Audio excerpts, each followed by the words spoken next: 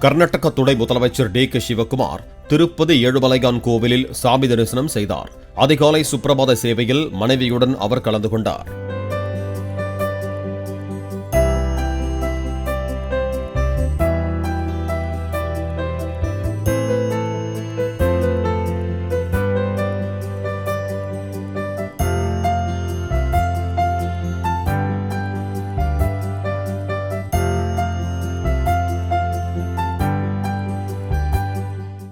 Play store மற்றும் app ஸ்டோரில் இருந்து பாலிமர் செயலியை QR கோடு மூலம் பதிவிறக்கம் செய்யுங்கள். செய்திகளை உடனுக்குடன் பெறுங்கள்.